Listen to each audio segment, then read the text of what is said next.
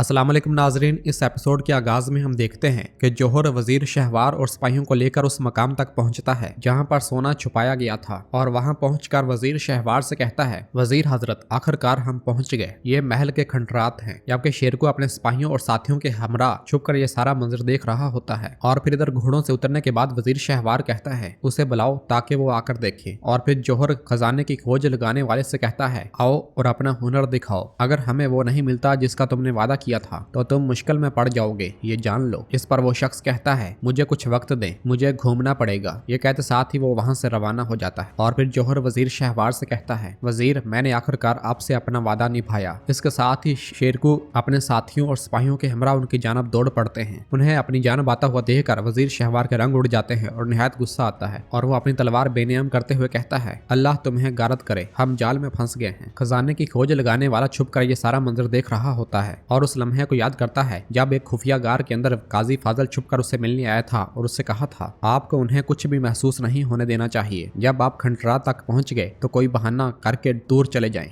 और वो जगह छोड़ दें। जिस पर वो शख्स ने पूछा था, फिर क्या होगा? तो काजी फाजल ने मुस्कुराते हुए कहा था, वो आपको ढूंढ लेंगे, यकीन रखें। और फिर इस मंजर के बाद अमीर शेरकू कहता है, अल्लाह आदल है, हर हकदार को उसका हक दिया जाएगा। तुम सब अपने मुसाइब को ढूंढते रहे और आखिरकार तुम्हें मिल गया, चलो हमला। ये सुनते और कहते साथ ही शेरकू और उनके साथी सिपाहियों के हमरा वजीर शेरकू और उनके सिपाहियों पर टूट पड़ते हैं। दूसरी जानब शमसा मुसलसल आगे बढ़ रही होती है और परेशान होते हुए कहती है, या अल्लाह मेरी मदद फरमा, काश के मैं अकेली ना आती। वो एक मुकाम पर रुककर पीछे पलटती है और जैसे ही वापस पलटती है तो वो शख्स उसके सामने खड़ा होता है। शमसा एकदम से अपना चाकू उसके गले पर तान लेती है तो वो शख्स अजीब तरह से मुस्कुराते हुए कहता है, एक बार जब सतून आपके दाएं तरफ हो तो पीछे मुड़कर देखें। एक दरवाजा आपका मुंतजर है, छतों के दरमियान एक छत है, छत के नीचे एक लावारिस परिंदे का घर है। एक बार जब सतून आपके दाएं तरफ हो तो पीछे मुड़कर देखना, एक दरवाजा आपका मुंतजर है, छत के नीचे एक लावारिस परिंदे का घर है। ये सुनकर शमसा जैसे ही अपना खंजर पीछे हटाती है तो उसके हाथ से वो खंजर नीचे गिर जाता है और खंजर उठाने के बाद जैसे ही वो खड़ी होती है तो वो शख्स उसके सामने से गायब हो चुका होता है। शमसा बहुत ज्यादा घबराई हुई नजर आ रही होती है और कहती है, इनमें से कौन सा घर है, ए खुदा मुझे बचा। और फिर उस पागल की बातों को याद करते हुए तलाश शुरू कर देती है।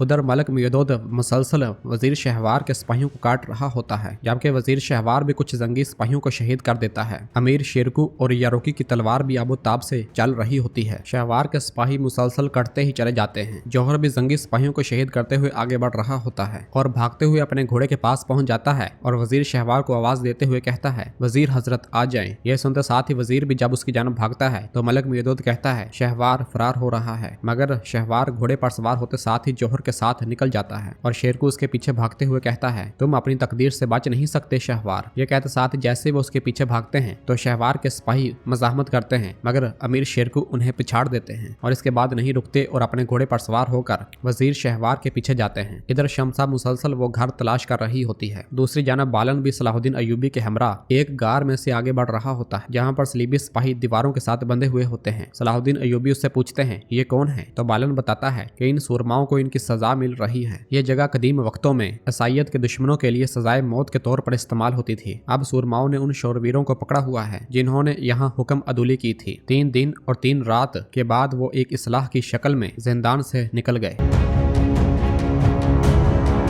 जबकि दूसरी जानब सराय में चातलियों लुकास से कह रहा होता है, मुसलमान इसका जवाब नहीं देंगे जो हमने किया है। ये अच्छा नहीं रहा। इन मुसलमानों को क्या हो गया है? वो पहले तो ऐसे नहीं थे। जब हाथ उनकी हुर्मतों की जानब बढ़ाया जाता तो उनकी आंखें उस वक्त तक नहीं सोती थीं जब तक कि वो उस हाथ को काट न देते। ये सुनकर लुकास कहता है, सुल्तान नूरुद्दीन जंगी ने अमीर सलाहुद्दीन को गजा भेजा है और ये मार लेगा। तो चातलियों हंसते हुए कहता है, रुको रुको रुको बालन है, ठीक है ठीक है ठीक है। तो लुकास कहता है, अमीर सलाहुद्दीन और बालन मुत्तहिद हो गए हैं और कब्र पर हमला करने वालों की शिनाख्त तलाश कर रहे हैं। अगर उन्हें मिल गई तो क्या होगा? तो चातलियों कहता है, वो उन्हें तलाश करेंगे। इधर हम देखते हैं कि सलाहुद्दीन अयूबी बालन के साथ एक सतून के पास खड़े होते हैं जिस पर बहुत से नाम दर्ज होते हैं। सलाहुद्दीन अयूबी बालन से पूछते हैं, यहाँ पर नाम किसने लिखे हैं? तो बालन बताता है, वो महाफिज जिनको फांसी दी गई। उनमें से एक नाम शबहू है जिसके बारे में आपको बताया था। नामों के साथ साथ वहाँ पर वही निशान बना होता है जिस पर उंगली रखते हुए सलाहुद्दीन अयूबी कहते हैं, ये एक ही तरह के निशान है। तो बालन कहता है, चूंकि हम इस अलामत को ज्यादा कसरत से देखना देखना शुरू कर रहे हैं। इसका मतलब है बहुत ज्यादा अफरा तफरी होने वाली है सलाहुद्दीन। उधर सराय में लुकास चातलियन से पूछता है, आपका क्या मतलब है कि वो उन्हें ढूंढ लेंगे चातलियन? तो जवाबन चातलियन कहता है, मैंने उनको तलाश करने के लिए कुछ निशानात छोड़े हैं। इसरार और खौफ अच्छा है, वो दुश्मन को चुकन्ना रखता है। इसके साथ ही वो उस लम्हे को याद करता है जब उस सतून पर उसने वो निशान खुद ही बनाया था। इस ख्याल के बाद लुकास पूछता है, अब हम क्या करेंगे? हमें उफ्क पर कोई जंग नजर नहीं आती। तो जवाबन चातलियन कहता है, क्योंकि सुल्तान नूरुद्दीन हम पर हमला नहीं करेगा तो फिर हम खुद हमला करेंगे, फिर देखते हैं कि क्या बादशाह ईमान लेगा। अमन का नारा लगाते हुए लोगों के दरमियान घूम सकेगा? तो लुकास मुस्कुराते हुए कहता है, मैं उसके लिए एक बेहतरीन जगह जानता हूँ। तो चातलियन कहता है, मुझे कोई शक नहीं है। इधर सलाहुद्दीन अयूबी उस निशान में से धूल उड़ाते हुए कहते हैं, इस अलामत को दीवार में तराशे अभी ज्यादा अरसा नहीं गुजरा। वो यकीनन कातिल शहबहू की रूह को जिंदा करने की जुस्तजू में है। मुझे शहबहू और बाहर से निकाले गए गिरजाघर के फिरके के बारे में मजीद मालूमात चाहिए बालन। तो बालन कहता है, मैं किसी ऐसे शख्स को जानता हूँ जो मुझसे ज्यादा मालूमात बता सकता है। उधर बाइबोरा सिपाही के साथ खुदाई करके सोने को तलाश करने की कोशिश कर रहा होता है और काफी देर खुदाई के बाद उन्हें सोने के संदूक मिल जाते हैं और उस शख्स की बदौलत उन्हें ये सोना हासिल होता है। यारोकी का सिपाही उससे पूछता है, क्या आपको वजीर के गजब का खौफ? तो जवाबन वो शख्स कहता है, जितनी भी कीमत चुकानी पड़े मैं बेअदल लोगों की खिदमत नहीं करता। अगर काजी फाजिल किसी चीज का हुक्म देते हैं तो फौरन किया जाता है। सोने से भरे 3 संदूक बाहर निकाल कर खोल दिए जाते हैं। सोने को देखने के बाद बाइबोरा बताता है कि सोना बिल्कुल असली है। इसी लम्हे शेरकू वहां पर आते हैं और घोड़े से नीचे उतरते हुए कहते हैं, मैं उस बुजदल को नहीं पकड़ सका। तो यारोकी कहता है, गम ना करो अमीर शेरकू, हर फतह की किस्मत मुख्तलिफ होती है। अल्लाह का शुक्र है कि गनीमत हमारे हाथ में है। तो शेरकू कहता है, हम शाम जाएंगे और फौरन फौज जमा करेंगे। हम अपने सुल्तान से इजाजत तलब करके उस मालून का ताकुब करेंगे। तो मयदोद कहता है, जल्दबाजी शैतान का काम है शेरकू, बहरहाल शहर में मज़ाहमत होगी। हमने अपना मकसद हासिल कर लिया है, बाकी मामले पर हम अपने सुल्तान से बात करेंगे। बाइबोरा सिपाहियों को जमा करो, हम वापस शाम जा रहे हैं।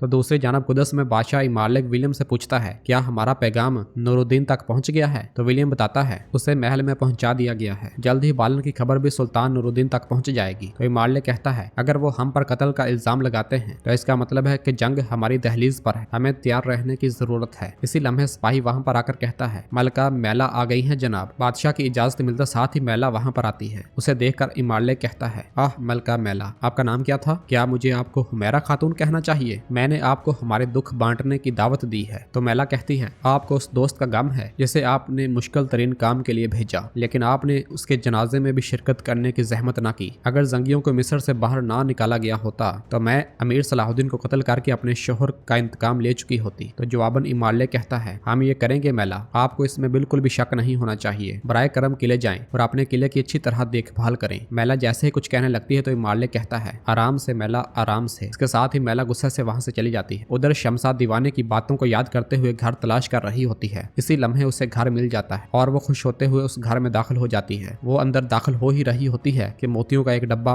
गिर जाता है, जबकि वो घर भी काफी ज्यादा सुनसान दिखाई दे रहा होता है। दूसरी जानब एक घर में दाखिल होते हुए बालन सलाहुद्दीन अयूबी से कहता है, अगर वो अब भी जिंदा है तो हम खुशकिस्मत हैं। वो कदीम सुरमाओं में से एक है। विरसा के मुताबिक उसने नशेबहू को कत्ल किया था। यही वजह है कि वो कहते हैं कि वो इतना अरसा जिंदा रहा। यह कहते साथ ही वो एक दरवाजे पर दस्तक देता है। अंदर से निकलने वाला एक बूढ़ा शख्स उसके गले पर अपना खंजर तान लेता है। बालन उससे कहता है, वारस पुरस्कून हो जाओ, हम कुदस से आ रहे हैं। मेरा नाम बालन है, एबलन का बालन। कुछ चीजें हैं जो हमें आपसे पूछनी है। सलाहुद्दीन अयूबी को देखते हुए फारस कहता है, तुम एक मुसलमान के साथ क्या कर रहे हो? उधर कुदस में मैला शदीद गुस्से के साथ आगे बढ़ रही होती है। इसी लम्हे एक जानब से निकलने वाला लाडगाय उसे रोक लेता है और कहता है, ऐसा लगता है कि आप जल्द अज जल्द कुदस छोड़ना चाहती है। तो जवाबन मैला कहती है, बदकिस्मती के साथ मुझे एक बार फिर एहसास हुआ कि कैरक एक गोद लिया हुआ किला है। तो जवाबन लाडगाय कहता है, गोद लिया जाए या ना लिया जाए, बादशाहत हमेशा अपने बच्चों को हड़प करने के लिए मौजूद रहेगी। इंसान को कुचलने वाले इस निजाम के सामने खड़े रहने का एक ही रास्ता है, हमेशा मजबूत रहो। मैं यहाँ पर आपको रास्ता दिखाने के लिए आया हूँ, ना सिर्फ सलाहुद्दीन से बल्कि तमाम जंगियों से इंतकाम लेने का रास्ता। वक्त जाया ना करें और दोबारा शादी कर लें। ये सुनकर मैला गुस्से से कहती है, तुम्हारी जुर्रत कैसे हुई? माइल्स की कब्र की मिट्टी भी अभी तक खुश्क नहीं हुई। तो जवाबन लाडगाय कहता है, वो खुश्क हो जाएगी, लेकिन खुशकिस्मती से आप जिंदा है। जिस शख्स से आप शादी करने का इंतखाब करती हैं उसे बड़ी ताकत दी जाएगी। तो उस शख्स को आपका इंतकाम बांटने वाला क्यों नहीं होना चाहिए? हकीकत में मैं किसी ऐसे शख्स को जानता हूँ। ये सुनते साथ ही मैला उसे थप्पड़ मारने लगती है, मगर लाडगाय उसका हाथ पकड़ लेता है। तो मैला कहती है, मैं तुम्हें इस जुर्रत का बदला दूंगी। तो जवाबन लाडगाय कहता है, अगर आप मेरी पेशकश को मुस्तरद करती हैं तो आप वो होंगी जो कीमत अदा करेंगी, जैसा कि आपकी खाला ने बरसों पहले इसकी अदायगी की थी। अपने प्यारों के बारे में सोचे मलका, हम फिर मिलेंगे। ये कहते साथ ही लाडगाय चला जाता है। और नाजरीन इसी जगह पर एपिसोड भी खत्म करते हैं। मिलते हैं बहुत ही जल्द अगली एपिसोड के साथ। वीडियो को लाइक कर दें और जिन दोस्तों ने अभी तक चैनल सब्सक्राइब नहीं किया वो जल्दी से चैनल सब्सक्राइब कर दे और बेल आइकन यानी घंटी वाले निशान को भी प्रेस कर दे ताकि आने वाले एपिसोड्स आपको आसानी मिल सकें। दुआओं में याद रखें। अल्लाह हाफ़िज़।